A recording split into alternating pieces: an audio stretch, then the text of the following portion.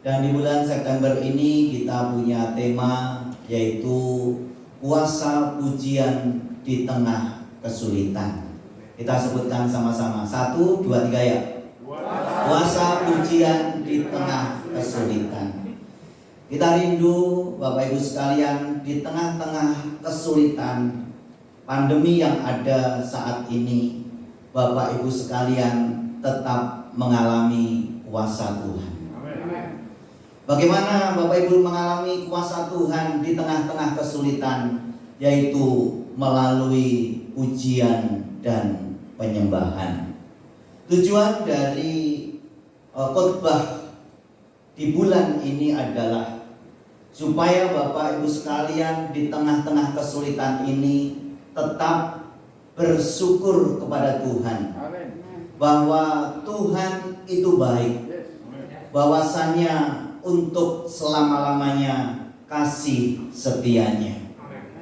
Nah, ada beberapa hal yang kita pelajari dari firman Tuhan hari ini, karena kita tahu bahwa Tuhan Yesus bertahta di atas pujian umatnya. Kalau Tuhan Yesus bertahta di atas pujian umatnya, berarti Allah hadir pada umatnya. Dan kehadiran Allah itulah yang membawa kuasa bagi anak-anak Tuhan. Amin. Dan hari ini ada beberapa hal yang kita pelajari. Kenapa kita harus memuji dan menyembah Tuhan di dalam situasi yang sulit saat ini. Yang pertama adalah pujian adalah dasar kekuatan. Kita sebutkan sama-sama. 1, 2, 3 ya. Pujian adalah dasar kekuatan. Firman Tuhan berkata di dalam Mazmur 8 ayat yang ketiga. Kita baca bersama-sama. 1, 2, 3 ya. Dari mulut bayi-bayi dan anak-anak yang menyusu telah Kau letakkan dasar kekuatan, karena lawanmu untuk membungkamkan musuh dan pendendam. Firman Tuhan ini luar biasa. Dari mulut bayi-bayi dan anak-anak yang menyusu telah Kuletakkan dasar kekuatan. Garis bawahi dasar kekuatan. Kalau kita melihat bahwa bayi dan anak-anak yang masih kecil, mereka sebetulnya lemah. Tetapi Tuhan memberikan rahasia yang besar kepada anak-anak dan bayi-bayi itu. Yang rahasianya adalah rahasia kekuatan, yaitu di dalam mulutnya. Kan bayi-bayi tidak bisa menyanyi, Pak. Kan bayi-bayi belum bisa menyembah, Pak. Tuhan Yesus berkata, Matius 21 ayat 16, kita baca sama-sama. 1, 2, 3 ya. Lalu mereka berkata kepadanya, engkau dengar apa yang dikatakan anak-anak ini? Kata Yesus kepada mereka, aku dengar. Belum pernah kamu baca dari mulut bayi-bayi dan anak-anak yang menyusu, engkau telah menyediakan puji-pujian. Jadi dasar kekuatan yang Tuhan berikan kepada anak-anak dan bayi-bayi yang sedang menyusu ternyata adalah di mulutnya. Tuhan sudah taruh sejak kecil adalah puji-pujian. Jadi waktu itu ya, konteks dari Matius 21 ayat 16, karena di bait Allah banyak anak-anak yang memuji dan yang menyembah kepada Tuhan dan mengagungkan Tuhan Yesus dan berkata, Hosana bagi Raja, Hosana bagi Raja. Dan ahli-ahli Taurat, imam-imam menjadi marah kepada anak-anak yang kecil tadi yang menyembah kepada Tuhan. Akhirnya ahli-ahli Taurat dan para imam bertanya kepada Tuhan Yesus. Lalu mereka berkata kepadanya. Jadi para imam dan ahli Taurat bertanya kepada Tuhan Yesus, engkau dengar apa yang dikatakan anak-anak itu? Tuhan Yesus katakan, aku dengar. Belum pernahkah kamu baca, dari mulut bayi-bayi dan anak-anak menyusu, engkau telah menyediakan puji-pujian. Jadi para imam ahli-ahli Taurat gak senang dengan puji-pujian waktu itu. Apalagi melihat anak-anak yang mengagungkan nama Tuhan. Karena ahli-ahli Taurat hanya terpaku dengan namanya adat istiadat, ya, dengan liturgi ibadah yang ada. Tetapi Tuhan mulai menegur mereka melalui anak-anak, melalui bayi-bayi yang menyusu, yaitu Tuhan telah menyediakan puji-pujian. Nah, puji-pujian di dalam anak-anak itulah yang namanya dasar kekuatan. Kita ngomong sama-sama, puji-pujian adalah dasar kekuatan. 1, 2, 3 ya. Puji-pujian adalah dasar kekuatan. Nah, saat ini di dalam pandemi yang kita alami hampir 2 tahun ini, ya, banyak hal yang kita hadapi, banyak kesulitan yang terjadi. Ingat, supaya engkau tetap kuat dalam pandemi saat ini, menghadapi situasi saat ini, mari kita memuji dan menyembah Tuhan. Amin. Karena di dalam pujian dan menyembah Tuhan ada kekuatan. Tepuk tangan buat Tuhan Yesus. Haleluya. Kembali kita. Pujian adalah dasar kekuatan untuk menolong orang dalam kesukaran, dikejar-kejar utang, sakit hati. Firman Tuhan berkata, 1 Samuel 22 ayat yang kedua, kita baca bersama-sama. 1, 2, 3 ya. Berhimpunlah juga kepadanya setiap orang yang dalam kesukaran, setiap orang yang dikejar-kejar tukang piutang, setiap orang yang sakit hati, maka ia menjadi pemimpin mereka. Bersama-sama dengan dia ada kira-kira 400 orang. Saudara kasih di dalam Tuhan, waktu itu Daud sedang dikejar-kejar oleh Raja Saul. Dan waktu Daud dikejar-kejar oleh Raja Saul, maka dia lari ke gua namanya Gua Adulam. Ternyata waktu dia masuk ke Gua Adulam, yang dikira hanya tidak ada orang, ternyata banyak orang di dalam gua itu. Berarti guanya besar. Ternyata di dalam gua itu ada 400 orang. 400 orang, bukan 400 orang yang sedang santai, yang sedang sukacita. Ternyata 400 orang ini yang sedang mengalami kesukaran, yang sedang dikejar-kejar oleh utang. Bahkan yang sakit hati, sehingga mereka tidak berani keluar kota, tidak berani keluar dari gua itu, karena mereka takut dikejar-kejar oleh orang, karena penderitaan yang ada, karena masalah yang terjadi. Jadi waktu Daud datang ke Gua Adulam ini, Daud bermasalah, ketemu dengan orang yang sedang bermasalah. Jadi masalahnya double. Tetapi yang luar biasa adalah firman Tuhan katakan, berhimpunlah juga kepadanya. Garis bawahi, berhimpunlah. Jadi kehadiran Daud, ya, karena Daud ini ada seorang pemuji, maka semua orang yang ada di gua itu, 400 orang yang sedang bermasalah, diajak berhimpun untuk memuji dan memuliakan Tuhan. Tepuk tangan buat Tuhan Yesus. Waktu di gua Adulam, orang-orang yang sedang susah, orang-orang yang sedang menderita, orang-orang yang dikejar-kejar hutang, ya orang-orang yang sedang bermasalah, sakit hati dengan orang lain. Akhirnya Daud datang, ayo kita berhimpun, ayo kita memuji Tuhan. Maka puji-pujian itu memberikan kuasa.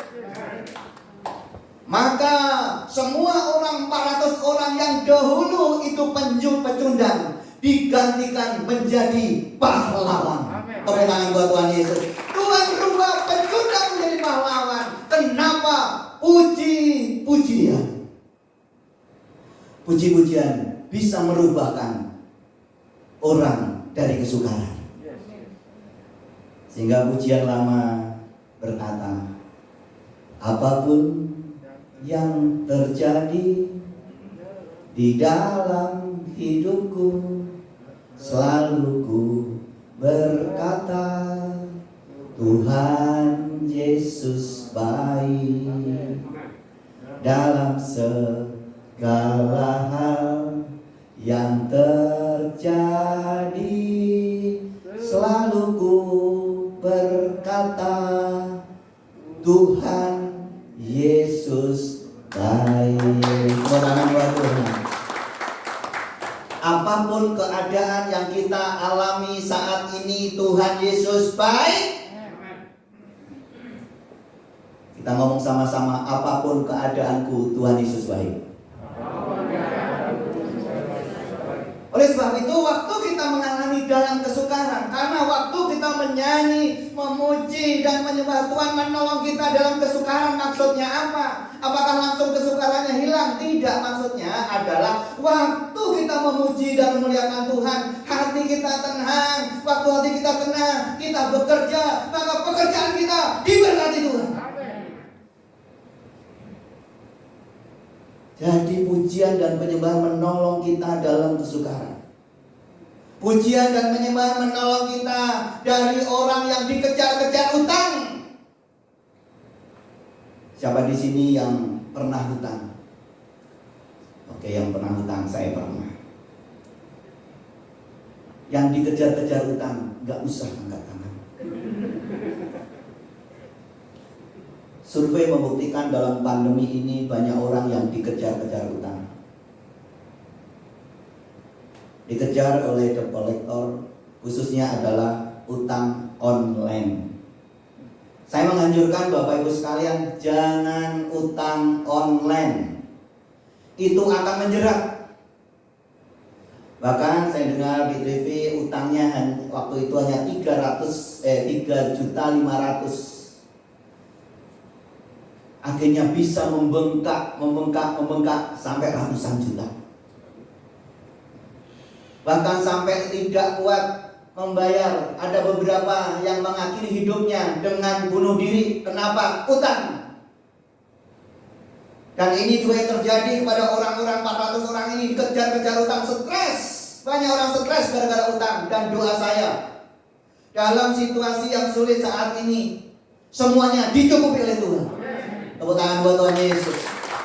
Maksudnya apa? Waktu memuji dan menyembah Tuhan kok kita bisa selesaikan utang? Ya tadi, waktu kita memuji dan memuliakan Tuhan, akhirnya Daud pun juga menulis di dalam Mazmur, maka dengan tema yang sama waktu di Gua Adulam, waktu memuji dan menyembah Tuhan, hatinya akhirnya merasa damai, hatinya ada sukacita. Waktu ada sukacita, maka yang punya utang akhirnya bisa berpikir dengan baik. Dan waktu bisa berpikir yang baik, dia bisa bekerja dengan baik. Dan waktu dia bisa bekerja dengan baik, akhirnya menghasilkan dari pekerjaan itu, menghasilkan uang. Dan uang yang ada bisa membayarkan utangnya. Dan saya menyarankan, kalau tidak perlu banget jangan utang. Omong kiri kanannya, jangan utang. Amin. Karena orang yang berhutang menjadi budak bagi orang yang menghutangi. Sehingga orang-orang di sini ketakutan merata surah. Dan pujian dan penyembahan juga menolong orang yang sakit hati. Jadi orang yang sakit hati itu adalah orang yang sedang terikat. terikat dalam hidupnya karena kekecewaan yang ada kepada orang lain, dari kekecewaan yang tidak sesuai dengan apa yang menjadi kerinduannya, sehingga dia menjadi kecewa dan akhirnya sakit hati. Tetapi hari ini Tuhan memberikan solusi kepada kita. Kalau engkau sedang sakit hati, tenangkan dirimu dan menyembah kepada Tuhan, nyanyikan dan agungkan Tuhan, maka ada ketenangan. Waktu engkau ada ketenangan dan bereskan kepada sesamamu, maka kemuliaan Allah dinyatakan. Tepuk tangan buat Tuhan Yesus. Hebat loh dalam pujian dan penyembahan. Maka apa yang terjadi? Yang terjadi, orang-orang pecundang tadi 400 orang, penjahat yang ada, orang tidak bisa membayar utang, bermasalah. Dia juga ada pembunuh yang ada di situ. Ya dikejar-kejar, sakit hati, 400 orang di situ. Akhirnya menjadi tentara-tentara Daud yang luar biasa. Kenapa bisa dirubahkan? Karena pujian dan penyembahan. Walaupun saya nggak sepinter Pak Rofi menyanyi, ya saya kadang-kadang nyanyi. Walaupun kurang pede, kalau di rumah kurang pede, ya Bu Tutik yang terlalu pede. Kalau Bu Tutik nyanyi, di kamar mandi nyanyi, ya menyuci nyanyi, masak nyanyi. Sekali dia nyanyi, itu cicak jatuh. Hebat, kuasanya hebat. Mari kita memuji dan menyembah Tuhan. Amin. Yang kedua, baca sama-sama 1, 2, 3 ya. Menerima inspirasi dari Allah. Kenapa kita harus memuji dan menyembah Tuhan di tengah-tengah situasi yang sulit saat ini? Karena kita tahu di dalam pujian ada kekuatan. Yang kedua, di dalam pujian, waktu kita memuji dan menyembah Tuhan, kita menerima inspirasi dari Allah. Jadi waktu pikiran sudah mentok, kelihatannya sudah tidak ada jalan keluar, semua jalan kelihatannya buntu, saat ini mari kita memuji dan menyembah Tuhan. Itu saatnya kita harus memuji dan menyembah Tuhan. Waktu engkau memuji dan menyembah Tuhan, Tuhan akan berikan inspirasi yang baru. Firman Tuhan berkata, 2 Raja-Raja 3 ayat 15. Baca sama-sama. 1, 2, 3 ya. Maka sekarang jemputlah bagiku seorang pemetik kecapi. Pada waktu pemetik kecapi itu bermain kecapi, maka kekuasaan Tuhan meliputi dia. Kemudian berkatalah ia, beginilah firman Tuhan, biarlah di lembah ini dibuat parit-parit. Saudara kasih dalam Tuhan, pada waktu itu bangsa Israel dipimpin oleh Raja Yoram. Raja Yoram adalah anak dari Ahab. Ahab ini adalah raja yang menyakitin hati Tuhan. Ya, dia punya anak namanya Yoram. Dan waktu Yoram, waktu zamannya Ahab, itu Moab takluk, ya, memberikan upeti. Tetapi setelah Yoram anaknya menjadi raja, maka Raja Moab memberontak. Bangsa Moab memberontak kepada Israel. Karena memberontak, maka Yoram mengalami ketakutan. Dia tidak bisa sendiri, maka dia mengajak Yosafat Raja Yehuda. Dan waktu dia mengajak Yosafat Raja Yehuda untuk menyerang kerajaan Moab, Yosafat tidak pikir panjang. Yosafat pun berkata, oke, saya akan bantu. Jadi Yoram, Yosafat plus juga Raja Edom ketiga raja dan pasukannya sama-sama mau menyerang Moab. Dan waktu mereka sedang menyerang ketiga raja itu, yaitu Raja Edom, Raja Israel, Raja Yehuda, yaitu mereka sedang menuju ke Moab. Di dalam 7 hari mereka tidak mendapatkan air.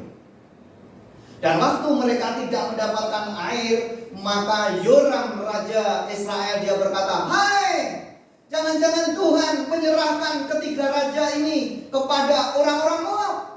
Ketiga raja itu siapa? Yaitu Yoram, yaitu Yosafat, dan juga Raja Edom. Hai, jangan-jangan Tuhan menyerahkan kita semua kepada orang-orang Moab. Dan akhirnya Yosafat berkata, "Coba cari, apakah di sini ada seorang nabi?" Salah satu pegawai orang Israel dia berkata, "Ada. Dia adalah namanya Elisa, yang dulu anak buah dari Elia." Oke, kalau begitu panggillah dia. Kita mau tanya, kita mau petunjuk dari Allah. Karena sudah 7 hari nggak mendapat air, sehingga ternak-ternak kuda-kudanya yang untuk menyerang nggak bisa minum. Singkat cerita, ketiga-tiganya datanglah mereka ke Elisa. Elisa pertama marah. "Kenapa engkau datang kepadaku? Datanglah ke dewa ibumu, datanglah ke Tuhan bapamu." Waktu Yoram datang, dan Elisa dia berkata, "Kalau bukan karena Yosafat Raja Yehuda yang datang, saya tidak mau." Sehingga waktu itu Elisa tidak ada ide, tidak ada inspirasi harus berbuat apa. Karena waktu itu tidak ada inspirasi, maka Elisa berkata pada waktu, "Maka sekarang jemputlah bagiku seorang pemetik kecapi." Kenapa? Karena waktu ketiga raja datang ke Elisa, Elisa gak ada ide, gak ada firman yang harus diucapkan, dia gak tahu waktu itu. Sehingga Elisa panggil orang pemetik kecapi. Dan pada waktu pemetik kecapi itu bermain, maka berkuasalah Tuhan meliputi dia. Dan waktu memuji dan menyembah Tuhan dengan kecapi yang dimainkan itu, maka idenya terjadi. Maka Elisa punya ide. Kemudian berkatalah ia, "Beginilah firman Tuhan, biarlah di lembah ini dibuat parit-parit." Yang tadi gak ada ide, gak ada inspirasi. Tapi setelah memuji dan menyembah Tuhan, ada inspirasi. Sekarang Tuhan ngomong, bikin parit. Itu kekeringan, suruh bikin parit. Akhirnya dia bikin parit. Tetapi puji Tuhan, setelah memberikan kurban syukur kepada Tuhan, air dari Edom mengalirin parit itu. Tepuk tangan buat Tuhan Yesus, haleluya. Dari ini juga, kalau engkau saat ini sedang mengalami kebuntuan, mengalami kelihatannya tidak ada jalan buntu, ya, mengalami semuanya tertutup, ini saatnya kita memuji dan menyembah Tuhan. Tepuk tangan buat Tuhan Yesus. Maka di situ ada inspirasi, ada hikmat yang berikan. Tuhan, apa yang saya lakukan Tuhan? Saya sudah gak tahu apa yang terjadi. Ayo, jangan engkau lari kemana-mana, memuji dan menyembah Tuhan. Sehingga Tuhan akan berikan hikmat kepadamu, Tuhan akan berikan kepandaian kepadamu, sehingga ada ide-ide. Oh iya, memang kamu sedang di PHK. Oh ya, memang kamu sedang dipotong gajimu, tetapi kamu gak usah takut. Ayo kamu sekarang belajar jualan online. Kalau Pak Michael juga luar biasa, jualan ikan. Kalau Bapak Ibu sekalian mau ikan dabu-dabu, ya, hubungin Pak Michael. Dia percetakan sedang sepi sedikit, tapi doa saya ramai lagi. Akhirnya Tuhan berikan hikmat lagi, bisa jualan dabu-dabu, bisa mobilnya, bisa juga untuk Grab, ya, hebat. Kasih ide. Kalau nggak stres loh, di rumah ada istri, ada anak-anak. Kalau stres kondisi yang melihat keadaan, ya bisa. Tapi puji Tuhan, hambanya menyanyi terus buat Tuhan. Wah, dia dasar. Tuhan itu dasar.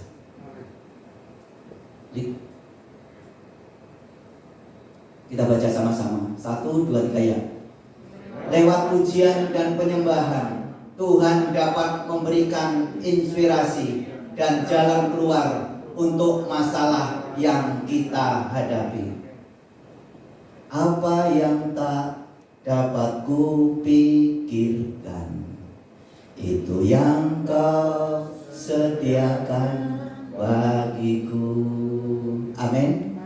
Waktu gak tahu yang kita pikirkan, Tuhan kasih hikmat bagi kita semuanya.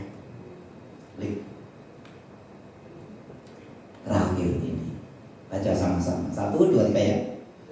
Untuk itu jangan bersungut-sungut dalam menghadapi masalah apapun, tetapi naikkanlah pujian bagi Tuhan, maka Ia akan bertindak untuk menolong kita dengan caranya yang ajaib. Tepuk tangan buat Tuhan Yesus. Haleluya!